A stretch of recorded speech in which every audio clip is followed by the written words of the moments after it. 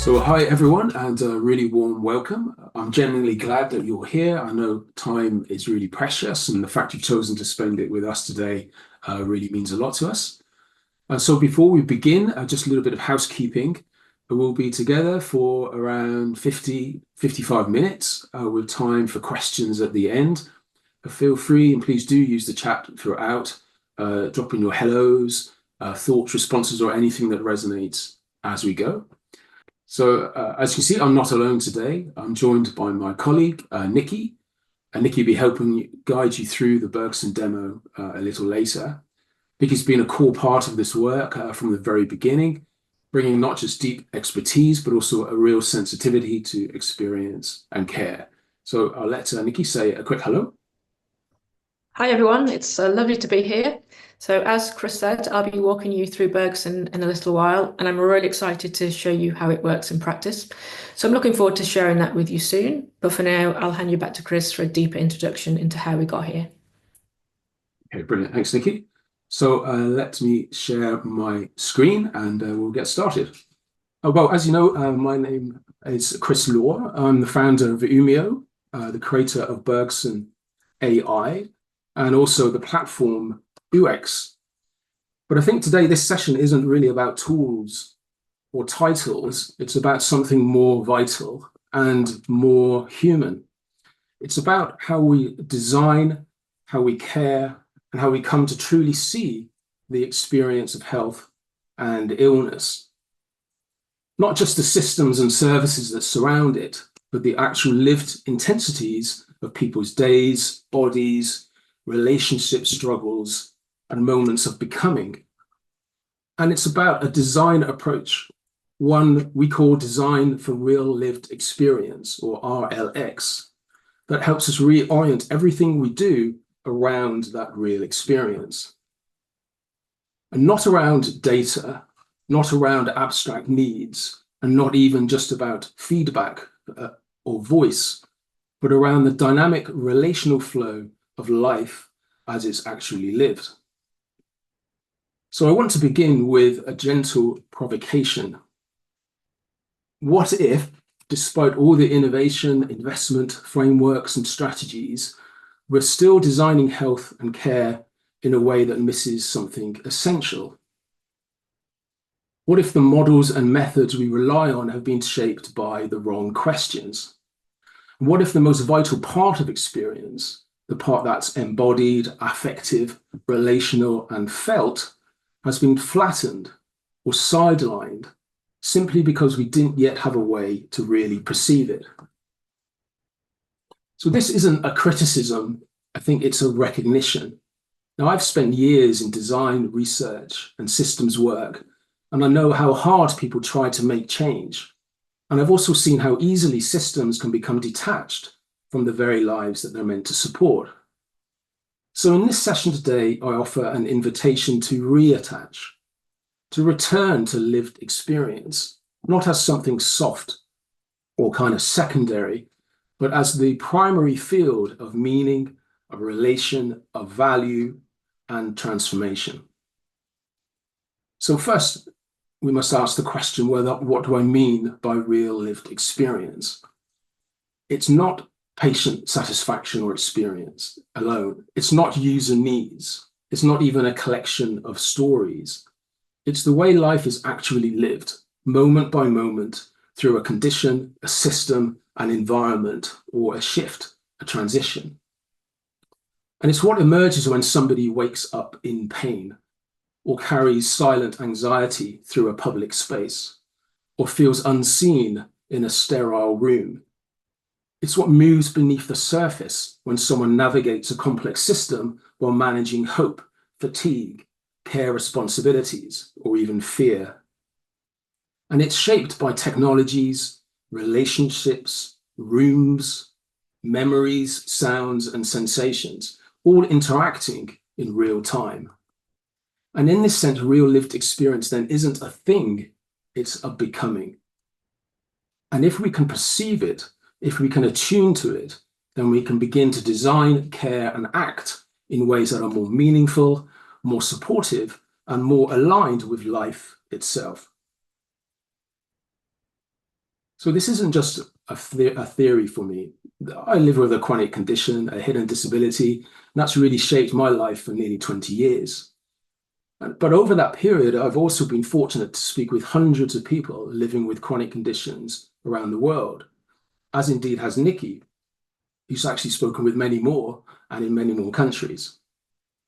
And in nearly every case, they welcome the chance to share because no one had ever really asked them like this before, not about symptoms, but about the deeper field of their actual experience, what it feels like to live, relate, and carry a condition in the midst of everyday life. And through that combined experience, I began to sense something. That life doesn't happen in the categories we're given. It doesn't follow the logic of systems or diagnoses, and it kind of pulses through contradictions, relations, and intensities in ways that systems often miss. So nearly 10 years ago now, I began developing a different approach. One that doesn't begin with fixing or diagnosing, but with perceiving. One with sensing what's happening, what's forming, and what's possible. And that is what I want to share with you today, this approach. But before I do, let's look more closely at what's been shaping how we design for health and care and how we continue to design. There are, as we know, several powerful models that many of us have worked with. The biomedical model, which focuses on diagnosing and treating physical symptoms. The social determinants of health, which map the broader structural forces shaping inequality and outcomes. Systems design, which helps us think across layers, feedback loops, and complexity. And of course, human-centered design, which seeks to put people first. Now, each of these has value, but they also share a limitation. They tend to flatten lived experience into categories, needs, drivers, barriers, or roles. But experience is not a static thing. It's not a fixed point to be mapped. It's a movement. It's affective, emergent, often messy and contradictory. And it's shaped by relationships, histories, spaces, technologies, and emotions, all unfolding, as I mentioned, in real time. So that's why design for real lived experience begins somewhere else. It doesn't begin with a system or a solution. It begins with perception. It begins with asking the questions, what is being lived right now? What is forming in this person's world, emotionally, relationally, materially? And what forces are shaping that experience beneath the surface? It invites a deeper kind of sensing and a capacity I call experiential perception, the ability to attune to life as it is actually lived in motion. And when we shift our perception in this way, we open up entirely new directions for design, a new kind of design attunement for health and care. And at the heart of this shift are 12 principles, the heart of design for real life lived experience. And these aren't just methods or stages in a process. They're ways of perceiving, sensing, and working with the real texture of life as it's being lived. And they help us move beyond checklists and metrics and into the dynamic, affective, and evolving nature of experience itself. And each principle responds to something that traditional models tend to miss or flatten. And each one opens up a new way of seeing, to perceive what's forming, not just what is fixed, to see people within their wider relational fields, to recognize differences in kind, not just in degree, to design with the flow of life, not outside or after it. And these principles too, they're not there really to be just applied. They're there to be lived with. They guide how we notice, how we inquire, how we care, and ultimately how we design in a way that's truly attuned to real lived experience. So I'm going to walk through just 5 of them so you can feel how this shift in perception begins to work in practice. For each one, I'll share a lived example, reflect on what conventional models often miss, and show what becomes possible when we approach design through a real lived experience lens. So let's begin with the first principle of perceiving experience in its emergence. Now, too often, healthcare wants certainty, it wants predictability, it makes plans, and conditions in this way are treated as linear, neatly staged, measurable. But real lived experience rarely behaves that way. Long COVID, chronic fatigue, or mental distress don't follow tidy scripts. They pulse, they fluctuate, they flare, they recede, they move. So this first principle invites us into that movement. It asks us to listen, not for what's stable, but for what's forming. To design not with fixed endpoints, but with the rhythm of becoming. And what might that make possible? Well, a care model that adapts in real time, shifting with someone's changing energy, cognition, and mood, and support that meets them in the moment, not just at the milestone. And design then that moves with the person, not ahead of them. So that's not just better service, that's care that really feels seen. So from here, we can widen our lens to the second principle, perceive the field, not the isolated person. Now, health doesn't just happen in a body, it happens in relation with places, people, systems, unspoken norms. Take menopause in the workplace. It's not just biological symptoms. It's uniforms, it's airflow, it's silence, it's misunderstanding, it's the field. And so this principle shifts the question from what's wrong with this person, or what's changing with this person, to what forces are shaping this experience. And from there, we can begin to redesign the field itself. Cooler zones, breathable materials, policies that validate, rhythms that flex. We're not just treating the body, we're changing what the body is in relation with. The next principle, number 5 from the 12, invites us to recognize difference in kind, not just degree. Conventional systems rely on scales, pain scores, ticked boxes. But two people with the same score might be living entirely different lives. Think of two recovering hands. One belongs to a violinist. For them, recovery isn't just strength, it's the return of expression, artistry, and identity. So this principle asks us to notice those differences that can't be measured by more or less. And it's not just function then, it's meaning. It's not just movement we're seeking to return, it's memory, relation, and emotion. So here design begins not with the general, but with the particular. A therapy that metaphorically traces the line between the hand, the bow, and the self. So principle 11, the fourth of the 5th examples I'll share with you today, we say is co-compose in the flow of experience. Now, experience doesn't unfold in steps, as I mentioned. It loops, it contracts, it jumps. And most design, though, tries to meet it at fixed points, before or after. But this principle 11 invites us to design with experience, within it and alongside it. Not to interpret or to define it, but to accompany it, to sense what's shifting, to support what's forming. So imagine veterans living with chronic pain, using a tool like UX, our platform, to log not their symptoms, but their moments, a walk, a breath, a quiet success. Not to analyze later, but to shape meaning in real time through rhythm, texture, image, and movement.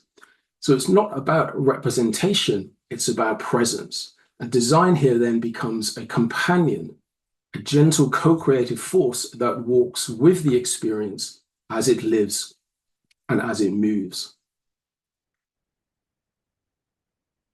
Now, the 5th example and the 12th final principle is one I hold particularly close, and one I've been teaching at New York Institute School of Architecture and Design. And here students explore how to design for health creation in place, whether for autism, aging, chronic stress, or even existential states like ennui which are some of the projects that we've undertaken. Now, this principle is perhaps the most expansive, designed for more than human co-creation. Where earlier principles ask us to see people in wider fields of context, this one goes further, to recognize that experience is never just human. We live entangled with the non-human, with textures, surfaces, infrastructures, atmospheres, rhythms, and technologies, with animals, materials, machines, and weather systems, and also with the things we create, digital interfaces, furniture, lighting, and so on. Now, these aren't just passive backgrounds. They shape how we move, what we feel, how we relate, and what becomes possible. So Design for RLX sees these more than human forces not as contexts, but as co-creators. And this principle then asks us to tune into them, to listen to how they participate in experience, and to design with them, not around them. And what becomes possible when we do this? For example, a housing development designed not just for aging in place, but for aging in relation, with rhythms of light, intergenerational proximity, walkable microzones, shared meals, familiar textures. Or a classroom not designed just for exclusion, but for attunement, with sensory responsive materials, fluid spatial boundaries, and a built environment that collaborates with neurodivergent bodies. So this is not just about decoration, it's about composition. It's about designing with the things that shape us every day. And when we design for more than human co-creation, we don't just build better environments, we build new ecologies of support, new ways of worlding health, care, and becoming. So those were just 5 principles of the 12. But even a few taken seriously can begin to shift how we perceive experience and what we might make possible through design. Because when we stop designing around life and instead just start designing within it, everything can change. And what becomes possible? What actually happens when we make this shift? Well, when we stop designing from assumptions and start designing from the real movement of life, here's what can become possible. It reveals what others miss. It surfaces what's sensed but unsaid, what's forming but still invisible. It allows us to design with emergence, not with predefined needs. And for people living with chronic, complex, or invisible experiences, Design for RLX offers something rare: recognition without reduction. They're not flattened to a diagnosis, they're met in their becoming. And for professionals and carers, RLX restores the felt heart of care. It opens space for connection, for attunement, for creativity beyond protocols. For innovators and designers, it's a new edge of value creation. It reveals dynamics that focus groups miss, patterns that markets don't yet see, and possibilities that metrics can't touch. And for enterprises and systems, well, it reframes value, moving from static KPIs to living resonance, from solving for segments to sensing with relational fields, from products to propositions that hold real meaning. The result? Stronger emotional connection, differentiation that actually matters, and leadership rooted in human realities. So RLX doesn't just help us innovate, it helps you lead, because you're attuned to what's becoming. So finally, I just wish to talk about our real lived experience ecosystem, consisting of these 3 components: Umio, UX, and Bergson, before we move on to show you Bergson, our new AI for experiential intelligence tool. So we bring design for real lived experience to life, not just as a set of ideas, but as something that teams, organizations, and individuals can use to shift how they see, how they design, and how they act. So 3 interconnected parts, each playing a distinct role in helping you engage with real lived experience in real context. For Umio, this is the consulting and education arm of this work. It's where we walk alongside you into your enterprise, your challenge, your population of concern, and help reframe it through the lens of real lived experience. We run co-compositional labs as opposed to co-creation labs, which have a different sort of way of thinking about the nature of the creation in the flow of experience, as I mentioned. We offer design provocations and support long-term change projects grounded in RLX principles. In Umio, this is where the deep human-to-human work happens, where we create the conditions for perception, design, and transformation. Now, UX is a digital platform built for both experiencers and enterprises. For individuals, I'll just kick it off here, it's a space of self-expression, reflection, and relational insight, a way to sense into and shape their own experiences as they unfold. For enterprises, organizations, it's a way to deeply understand the real dynamics that people are living through, whether patients, employees, or customers, and in motion, and not just in hindsight. So UX makes co-composition possible in digital space. It's not about feedback, it's about flow. And it supports a vision of AI, not as an analyst, but as a participant in lived experience. And finally, there's Bergson. This is our AI engine for experiential intelligence. And it's built to help you see into the real dynamics of experience, not just what's reported, but what's felt, sensed, and emerging. Bergson takes any real-world context, be it a care transition, chronic condition, an identity shift, a systemic injustice, and reveals the nature of that experience, the content of that experience, and the forces, tensions, and potentials shaping it. You get perceptual insight, relational intelligence, and creative direction, all grounded in our 5-domain real lived experience model. It's fast, powerful, and deeply human in tone. So together, these 3 components, Umio, UX, and Bergson, form our living ecosystem. Each one helps you to return to real experience, and each one helps you to support, to design with what is real. And each one, in a way, holds the same core principle. Real lived experience isn't a layer, it's the ground of creation, innovation, and value itself. Okay, so I'll now let Nicki introduce you to Bergson. So now that we've explored some of the RLX principles and seen what becomes possible when we work with the flow of real lived experience, I want to introduce you to Bergson. So Bergson isn't just a tool, it's a perceptual companion.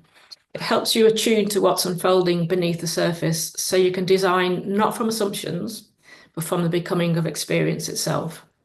So let's walk through what it does and then how you might use it in your own context. So the first step is to frame the experience. And we always begin with a real experience context, not a persona, not a segment, but a specific lived situation. So if we look at the boxes at the top there, Bergson asks you 5 intuitive prompts to frame what you're exploring. And these help you enter into the world of the person or people that you're designing for. So firstly, it asks, what is your particular context, enterprise, or purpose? And here our example is supporting veterans living with chronic pain in community settings. It then asks, what is your population, group, or identity of interest? And here we're looking at armed forces veterans adjusting to civilian life. What's their primary condition, state, event, or transition? And in this case, we're particularly interested in chronic pain. In which specific or type of place, setting, or environment are we interested in?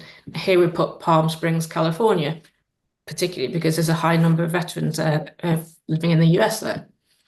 And what additional context define the experience? And here we've added stigma, hidden disability, moral injury, tension between autonomy and support. Now, you may or may not know any additional context here, but you can leave this blank. But if you do have any prior insights, then here's where you would add that. So these 5 questions don't give you answers. They open a doorway into the wider field of what's actually being lived. And then if you need help with framing, you can input some keywords into each prompt and press Inspire Me, the blue button below there.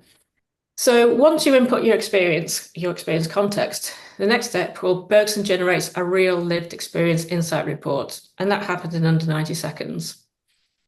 But do you want to, are you gonna, yeah. No, we won't wait for those 90 seconds, but if you want to scroll down, Chris. So here is an example on the left of the screen of the on-screen output that's generated. So like I said, this is not a persona, it's not a summary, it's not a set of bullet points. It's a perceptual expression, a felt insight into what may be happening in this lived context. It's relational, it's effective, it gives form to what might be sensed but not yet spoken. And it helps you feel your way into the world of the experience so that design starts from inside life, not outside it. And it's broken, the output is organized into 5 different domains that describe the experience type: perception, cognition, beliefs, and memory, body functioning and movement, place, setting, place, space, setting, and environment, social and cultural interactions and engagement, and resources, finances, products, and technologies.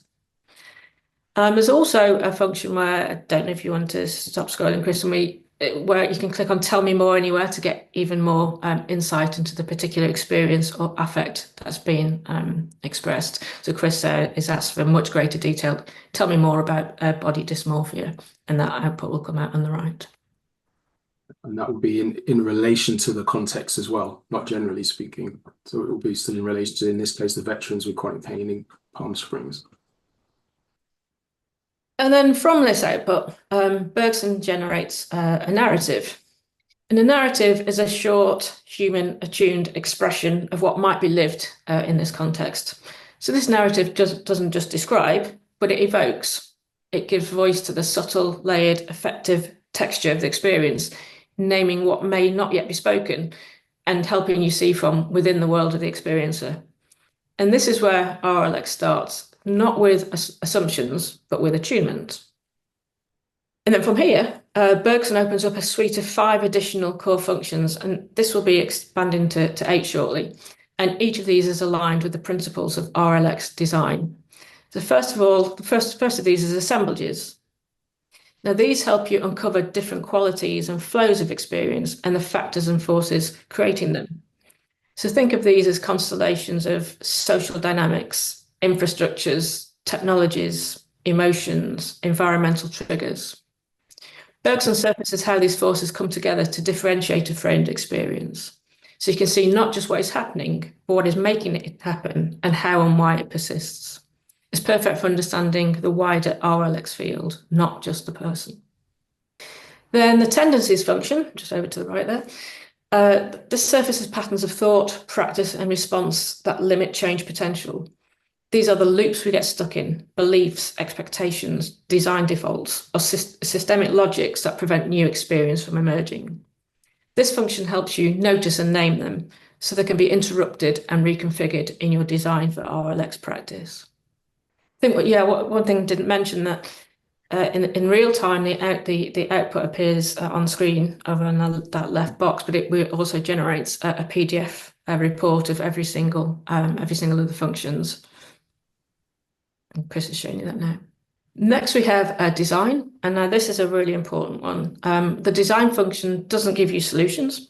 It offers a perceptual frame to deepen your sense of what needs to be or can be designed and why. Bergson generates a design provocation for each of the 12 Design for RLX principles that Chris talked about. Each of those invites you to pause and see differently.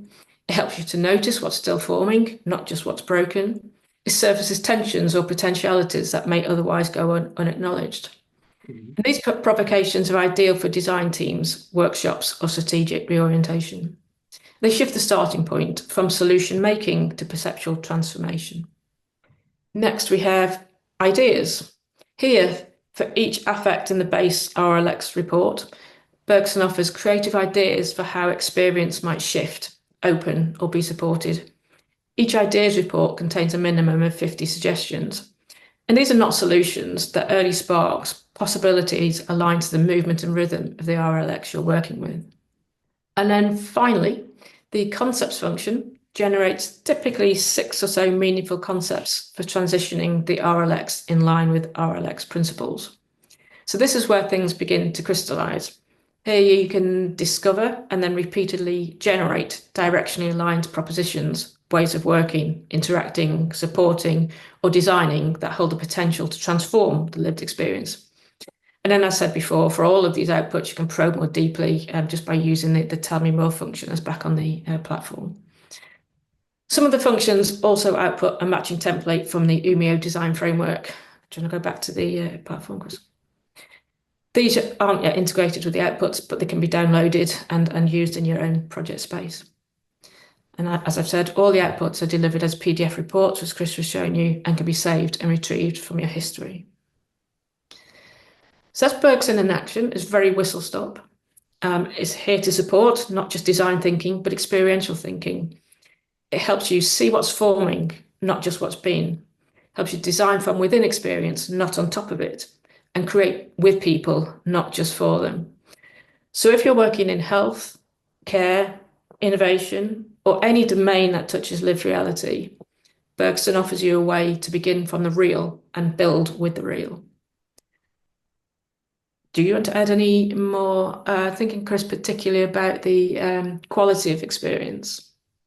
Yes, so the qualities is an additional context you can use, and this aligns with a key model in the Umio framework, which identifies poles of qualities of experience for any given context. And those poles are positive at one pole, and the most positive and the most negative at the other pole. And what we can do by then framing experience and gathering all the positive affects and sensations for a context, even if it's a chronic condition like chronic pain, we can identify the most positive kind of potential affects and sensations, experience that someone can have when living with a chronic condition like chronic pain.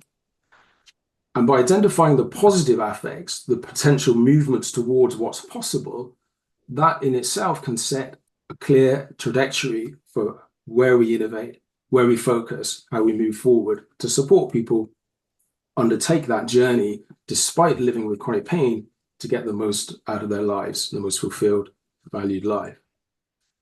The opposite then is the most negative, and then that we can understand in terms of how we can prevent people deteriorating their experience into the most negative, but also our starting position for those who are struggling, who are isolated, who have extreme disconnection and not being heard, whatever it may be with their condition, how we can move them from that most negative out of that in a recovery sense.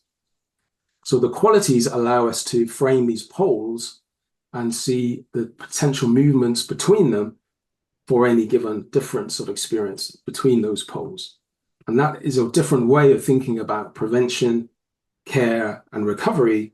It unites them all in a unified way of seeing experience as a flow, as I mentioned, and then how do we enact the transitions between the different experiences, a way of seeing a new model of where we create and also to guide how we create.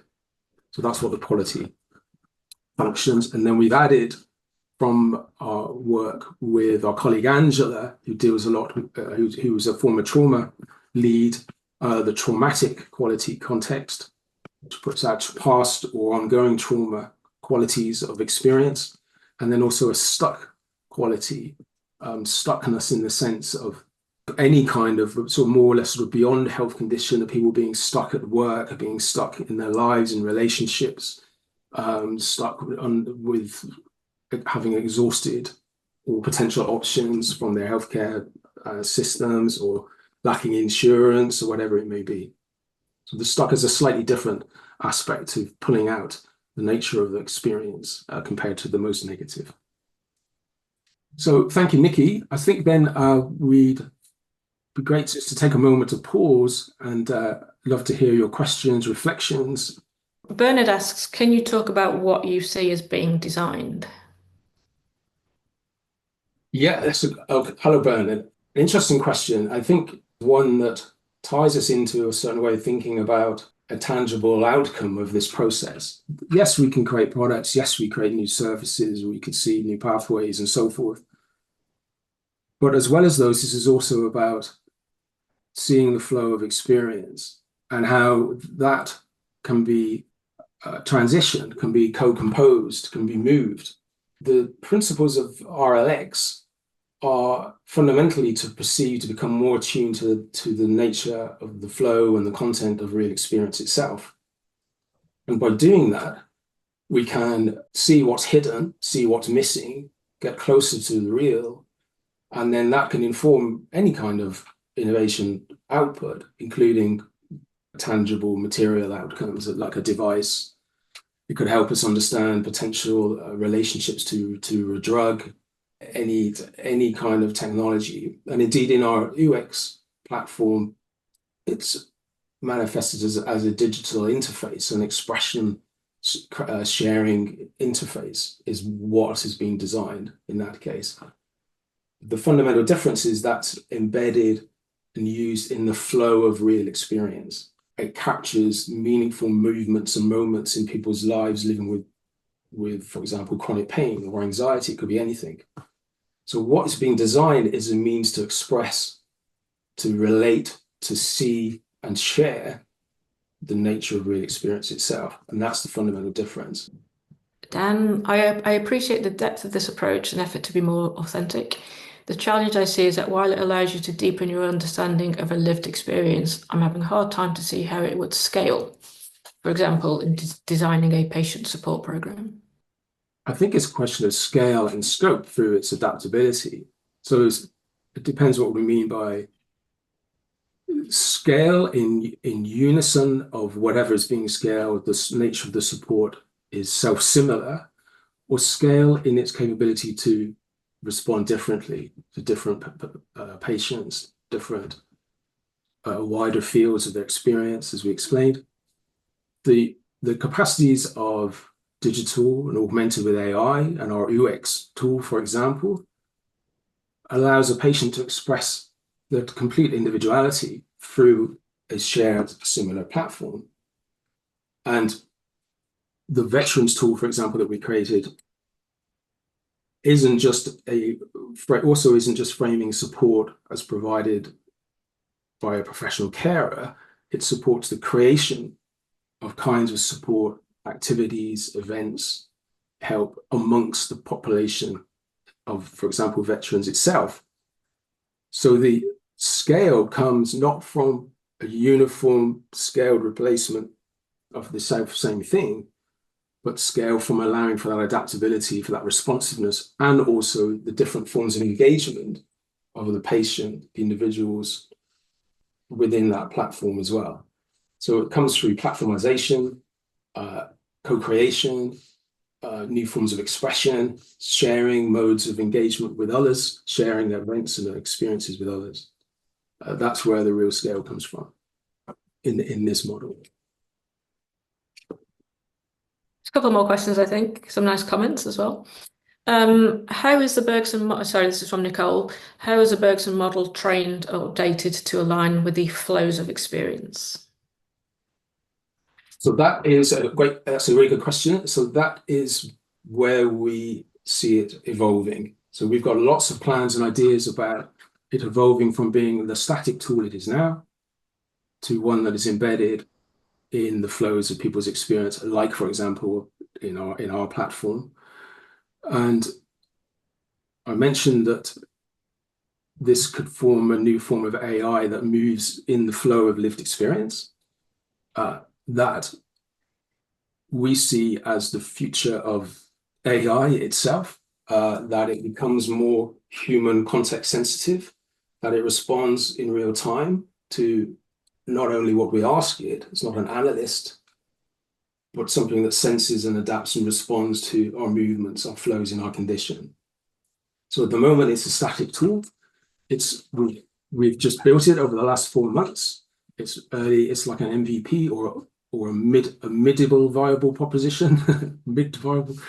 It's not a minimum, we're sort of halfway to where we want it to be, but beyond that, we see it going in a lot future directions into becoming a more of something that, as you say, and it's a great observation, works within the flow of experience itself.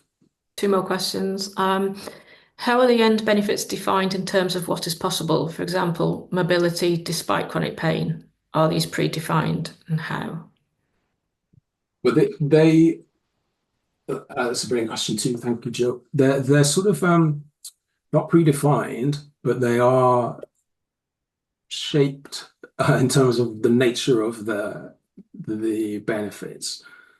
Fundamentally, we're bringing capacity creation, expressive power, and becoming to our models of way we think about outcomes. And it's not the outcome as such that we typically measure, it's the experience of the outcome that matters. And the experience of the outcome is, I can live my life in this way now. I'm experiencing time with my grandchildren. I can go for long walks. It's the experienced impact that matters, and that's the new capacity, the becoming, that is, we feel, absent in most models of and metrics of health and care. The violinist being able to play again in front of an audience is the impact, experience impacts that define the nature of value in this model. And then Robert, I think, asked a few questions here, so I'll go through them slowly. Where does the reference content come from? For example, inspire me suggestions and contents of experience context reports. Where is determination of what is desirable come from? Where do values fit in this? I hope you're remembering all these, Chris. How does creating or increasing quality of lived experience mesh, jibe, push against how and where markets seek value? And how much does this approach demand the leader or decision makers be avant-garde, poetic system thinkers? Okay. Pick. Hello, Robert. Hi. Thanks for your question. Well, questions. The framing inspirations are actually, we've designed the prompt for creating those. So it's a long prompt, like all of the prompts, they're highly engineered, highly tested. So that's down to us, really, and we created it. Yeah, avant-garde poetic systems thinkers. Cool. I think there is actually poetry in this. There is art, there is expression more, and this is one of the key principles, how we use those kind of maybe soft aspects, or maybe diminished, to actually help people express their condition. So it's important, and I think we all need to be a bit more avant-garde and poetic, and less stuck in a sort of rational sort of way of thinking about health and care. Try and pick out another one or two. So values, yeah, values. I think we've strong values. We've plugged those into those framing inspirations. The question then around market value is a really good one. You may have seen my work where I defined an evolution of the nature of value up to a kind of a level 6, which embodies this approach. That evidence is not only, as I've described, what that value consists of in terms of how we see it, how we create it, how we kind of measure it in terms of capacity creation, expressive power, and becoming, but also how that form of value is there to be grabbed at an enterprise or market level. And indeed, we've got a bit of a paper, and there's a summary of it on the Umio website, which identifies several positive shifts or transitions that and realizations that enterprises can make by adopting this way of thinking. So we don't see this as intangible, as subjective, or as hard to grasp, but there are real benefits for enterprises in pursuing this approach. Maybe just I have this last question from Joe, because I know you might want to go back to the presentation, Chris. So I see many, I think it's meant to say, I see many possibilities with Bergson. I'll say that anyway. I see many possibilities with Bergson. The question is, what does success look like for individuals and groups? And assume the end goals are designed. I assume the end goals are designed in a way we know the ultimate experience sought. So I think what then does success look like is, well, many different things, whatever they are to the individual, being heard. We've done quite a bit with people with generalized anxiety disorder. We did some work last year on medical gaslighting and diagnostic overshadowing. And some people we spoke with, anxiety, just given up on their health systems, given up on their primary care practitioner, because they just feel they're never heard. So that is one level. This is about bringing to life the unheard, the hard to express, the non-visible. But then there's also fundamentally moving through towards helping people realize more despite a chronic condition or chronic illness, helping people take control and become more empowered, build their own resilience when living with a chronic condition. And then moving away from the individual person, we're moving into how care responds, the nature of care being more attuned, being more receptive, understanding, adaptive, personal in its approach.